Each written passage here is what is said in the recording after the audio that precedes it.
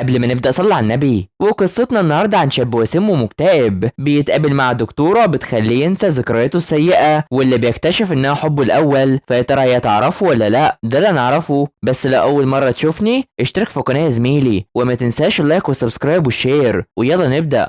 قصتنا بتبدأ مع مسابقة التنس والطفل المعجزة ده، واللي بيتغلب على الأكبر منه في البطولة، واللي اسمه ليجون، والكل بيستغرب منه عشان هو لوحده أصلا، وبيكون مع أخوه ليشان اللي بيهتم بيه. واللي بنعرف إن ليجون واثق من نفسه جدا، وبيروح يلعب وبيكون كويس جدا، ومش بيكون قدامه غير نقطة واحدة بس علشان يفوز ببطولة العالم للناشئين. وبيروح خصم يحدف المضرب في أخوه، بس ليجون بيروح يدافع عنه على طول وبيتصاب، بس بيفوز بالبطولة أصلا. وبيقول لما كانش حادف نفسه في اليوم ده ما كانش كل ده حصل، وان الذاكره الوحشه فضلت معاه لغايه دلوقتي وسببت في اعتزاله. فبيعدي الوقت وبيكون كبر، وبيشوف اليوم اللي فاز بيه بالبطوله، وبيكون حزين وبيركز على عيلته اللي نايمه. فبنروح للدكتوره دي واللي اسمها كيونغ جيون، واللي تتكلم على ممحات الذاكره الوحشه واللي بتخلي الناس يعانوا من الاكتئاب. وبتسمع كلام جون واللي بيعاني منه وهو سكران، وبتكتب كل حاجه بتستنتجها من اللي شايفاه اصلا، وبتكون قاعده جنبه وبتحلل كل حاجه، خصوصا هو بيتكلم مع نادله وبيعرفها انه راح لحفله عشان يعترف بمشاعر الحب الاول، وبيقول عاوز انها تقابله. وبيعرف يونف انه كان بيراقبها لفتره كبيره، وعلشان كده بتعرفه ان عندها صاحب، وبياكل قدامها بطريقه غريبه وبتكون قرفانه منه اصلا، وبتشوف ان في حاجه عند بقها وبيلفت نظرها ليها، بس هو قايم بيقع فوقها وبيرتبكوا جدا من بعض، خصوصا انها كانت خايفه على تركيب سنتها اللي هتعملها قبل الحشو وقبل تقديم العرض الخاص بيها. والحال ان كل شويه يتحرك وبيكون مش عارف يمشي، وبيكون يقع فوقها ويوقع اللاب بتاعها، وعلشان كده بتقرر انها تنقذ اللاب اصلا وبتسيبه واقع زي ما هو. وده اللي بيخليه يفتكر حبه الاول من زمان وهو صغير، واللي لسه مش عارف ان كيونغ جيون هي حبيبته اللي من زمان اصلا، ومعاه بالصدفه على نفس الطياره، وبتسيب رقمها علشان لو تعرض للاذى بسببها، وبتمشي على طول. وبيكون لسه مكانه حزين جدا، فبيفتكر الماضي وقت ما كان جون تعبان كتير بعد الاصابه اللي حصلت له، وبيسمع ان اهله بيتكلموا عليه انهم كانوا عايزين يساعدوه ويدربوه على ايد افضل مدرب تنس، بس اصابته الصعبه دي كانت صعبه وهتمنعه، وبيقرر يسيبوه عند جدته علشان هو اهله يهتم باخوه شين عشان يكمل هو التنس. ولما بيسمع ده بيكون رافض، وبيروح يجري وراهم عشان هم اتخلوا عنه حاليا، بس ما عبروش خالص ومش عايزين انهم ياخدوه معاهم. وبيفضل يبكي بشكل كبير وبيتعب من الجري ده لدرجه ان الميداليه بتاعته بتقع في البحيره، لا وكمان هو بيقع وراها ومش بيعرف يعوم اصلا، واللي بتكون انقذته هي كيونغ جيون واللي تخيلها بالفعل. فبنروح لجيون وهي ماشيه وبترتب للميعاد اللي هيحصل، في حين ان اهل شين بيخفوه عشان هو بقى مصنف الاول عالميا في التنس، وبيخلي جون هو اللي يطلع بداله علشان ما فيش حد يتلم حوالين منه. ولما بيكتشفوا ان مش شين بيسيبوه بيهملوه على طول، وكل شنطته بتقع، وده في نفس الوقت اللي جون معديه عليه وبتساعده وبتراجعه عن كل حاجه. وجون بيلاقي ان شين بيقول نفس كلامه اصلا، وحرفيا هي دي حياه جون اللي كان بيتمناها، ولولا ما ساعد اخوه كان زمان هو اللي بداله. فاهله بيمشوا وامه بتكون بتلوم على جون واللي بيكونوا ما اهتموش بيه اصلا، وحتى ما لاحظوش وجوده معاهم، وعايزين يروح البيت بالتاكسي ده، وده بيضايقه اللي بتشوف ده يا جيون. فبيعدي الوقت مع تقديم جيون لمؤتمر خاص بقى عن الحيوانات وعن سلوكهم المختلف، واللي بتكون خاصه بالذكريات السيئه وتاثيرها على الاشخاص والحيوانات، وانها بتفضل وبتغير سلوك الشخص ده، واكيد لو مسحها هيكون شخص افضل، وبتوريهم اماكن وجود الذكريات الوحشه في الدماغ.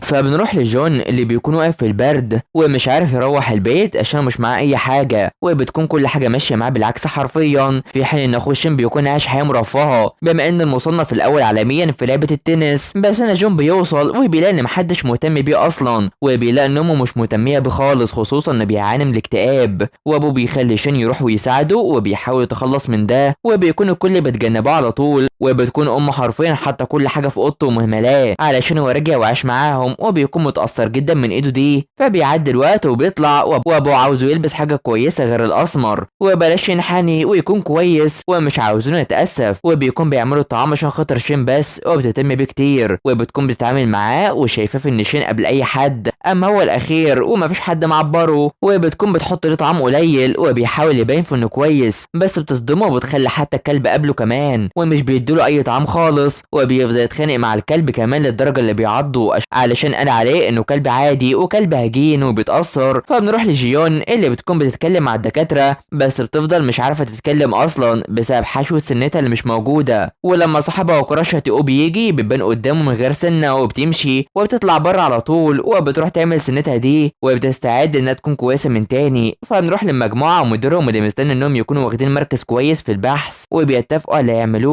وعايزين يخرجوا. بس جيون بتيجي وعاوزين يركزوا بكره علشان مجهودهم طول السنين اللي فاتت دي ما يروحش على الفاضي وبتبوظ فرحتهم. ومديرهم شايف انها قاسيه كتير بس تقوم يهنيها وبيفضل مديرها يتكلم عنها مش بتهتم غير بالعمل وكل امل ان بحثها ده يتقبل علشان ده اللي بتشتغل عليه بقالها سنين. وبتروح تشوف متعلقاتها وبتصدم ان شنطتها اتغيرت مع شخص تاني واللي بتكون خاصه بجون. وبتروح تكلم المطار علشان شنطتها فيها اوراق مهمه ولازم تتقدم بكره ومش عارفه تتصرف ازاي وبترن عليه بس بيكون مشغول. فبيكون جون بيتكلم مع صاحبه وبيكلمه انه يروح حفل لم الشمل بكره وبيشجعه انه يروح للبنت الريفيه اللي كانت عند جدته ويعترف بمشاعره لها اصلا ويكون شجاع وبيكون عاوز ينجح عشان يثق في نفسه عشان الكومبارس مش هيبقى زي الشخصيه الحقيقيه. فبيوصل بيروح الحمام وبيكون مش عاوز يشوف شين خالص اللي صوره منتشره في كل مكان حوالين منه. وفجاه بتجيله البنت دي وبتفكره في انه عبقري التنس اللي هو شين يعني بس بتاكد ليه في ان هو جون وبتعرفه انها معجبه بيه علشان بدات التنس بسببه واللي بيكون اسمها تشيتشي اون وبتعرض عليه في انه يلعب التنس تاني عشان هو كان اول كوري يفوز بمسابقه دوليه والميداليه بتاعته اللي ضيعها من زمان اصلا. بس الراجل ده بيجي وبياخدها من قدامه على طول وده بيحبط جون عشان الكل بيحاول يبعد عنه عشانه يعتبر فاشل قدامهم اصلا. وفجاه شين بيجي وبيحاول يستفزه وبيخليه يجيب له مشروب بارد وبيشغله عنده وبيعمل ده بالفعل. بس جون بتكلمه بتكون عايزاه حاجتها واللي بيقرر انها تبعت عنوانها ليه ويبعتها ليها بعد كده وبيقفل في وشها وبتفكر في انه مشغول ومش بيعبرها خالص. فبيوصل وبيكون الكل مش طايقه ما عدا تشاون اللي بتكون مبسوطه بيه جدا وبيخليه يروح يعمل نسخه الارقام دي واللي بيلاقي ان كتله عضلاتها كويسه بس نبضات قلبها مش كويسه ولا ده يكون عشان جرحت رجليها ومن هنا بتتاثر. ومديره بيجي يزعق فيه وبيرمي الورق في وشه وبيكون حرفيا بيعمل مشاكل على طول وده بيأثر فيه جدا وبيكون مش عارف يعيش بعد ما حياته اتدمرت وبيمشي ومش قادر يعمل اي حاجه ومش قادر يمشي حتى ومش حاسس بنفسه حرفيا. فجيون بتفضل تبعت رسائل لجون سواء كانت تهديد او توسل وبتفضل مستنيه جون يرن عليها وبتفضل سرحانه بشكل كبير وحتى وهي مع مرضاها وحاسه بالتوتر وبتشرح ليه اللي بيحصل واللي بيكون خايف هو كمان ومش قادر يمشي من التوتر وبتقرر تفضل ترن على جون فتره كبيره بس بيكون فونه مغلق وبتفكر في انه نصاب وبيحاول بقى الاوراق دي المختبر تاني بس بيجي لها فون في ان في مرض سابق للدكتور هان بيعاني من ايده بس هان مش موجود وبيفضل يعاني وبيفضل عاوز مسكن وخلاص رغم انها عايزه تشوفه وتعمل اشعه وبيفضل يزعق فيها اصلا وعاوز علاج وخلاص وبيرفض العلاج النفسي عشان ما عملش معاه اي نتيجه وبتقرر انها تديله مخدر وبتقرصه في ايده اكتر عشان يحس وبيعرفها في انه جرب كل حاجه لمده 10 سنين ومفيش حاجه اثرت معاه وبيعرفها في انه مش عارف يتخلص من ذكرياته الوحشه دي وهيكون ممتن ليها لو عرفت تخلصوا منها وبيجي يمشي عشان مفيش حاجه بقت بتاثر فيه حاليا وبتعرفه في انه لسه برضه مش عارف يقابل حبه الاول وبيلاقي انها عايزه تغير ذكرياته الوحشه ذكريات تانية كويسه وبيمشي. فانا بتشوف اسمه وان ده الشخص اللي بدل معاه حاجتها اصلا وبتقرر تطلع تجري عشان تلحقه على طول. فنروح لجون اللي بيكون بيشرب هو مع صاحبه اللي بيحاول يقنعه يروح الحفله عشان يتقابل معاها عشان ما عندوش ثقه في نفسه خالص وخايف يجرب حاجه جديده عليه احسن يتاثر منها. بس جون بيكون كاره نفسه بسبب الحاله اللي هو فيها دي ومش عاوز البنت اللي حباها تشوفه في الحاله دي اصلا. فبيمشوا جون بتتكلم معاه عن الالم اللي بيعاني منه وعايزه انها تساعده عن نسيان ذكرياته الوحشه دي وده كله وماشي حزين. فبيعدي الوقت وهي بتكون بتعمل تجاربها وجون بيبعت لها انه هيجي لها بكره بالفعل. فبيعدي اليوم عشان اللي بيشوف دعوه الحفل وبيحسدوا عليها بس جون بيروح للمشفى وبيرن على جيون واللي بتكون مع مديرها وبيعرفها باللي هتعمله في حين ان شين بيكون راح للمشفى اصلا علشان بيتعالج نفسه برضه بس بيشوف تقرير محو الذكريات السيئه واللي بيقرر انه يفكر فيه علشان هما بيخدعوا الدماغ مش بيمحوها خالص. فبيعدي الوقت وبيحضروا الفيران المهمه واللي بيكون هيهرب ويقع منهم وبتقرر تروح وتدور عليه في المشفى والكل بيخاف منه اصلا عشان ده اختبارهم وبتحاول تمسكه مع هان ويو وده وصل طبعا من شين اللي بيحضر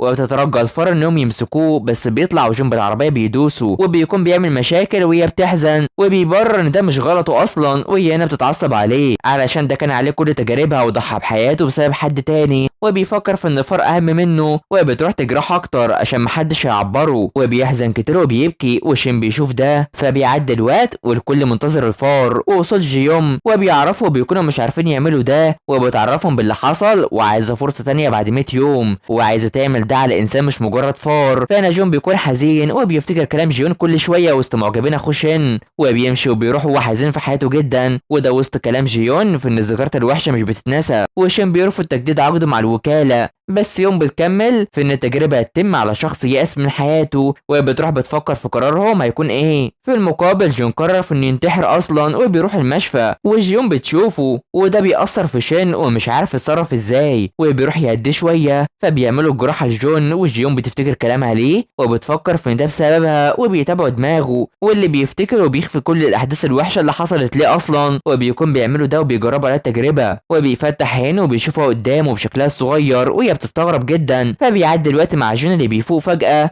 ويبين عليه انه بقى شخص تاني خالص، بس انا جون بتيجي وبتستغرب انه فاق خلاص وعايزه تعرف هو فاكر ايه، ولما بتشوف انه يتعرف عليها ولا لا بيلمسها وبيقرر انه يحضنها علشان اخيرا يتقابلوا بما انها حبه الاول، وبتتصدم جدا من ده والجزء بيخلص هنا. فيا ترى جيون هتعرفه ولا لا؟ ده نعرفه الجزء الجاي، تابعونا. فما تنسوش اللايك والاشتراك في القناه وتفعيل الجرس يا حلوين علشان يوصلكوا الجزء الجاي. سلام.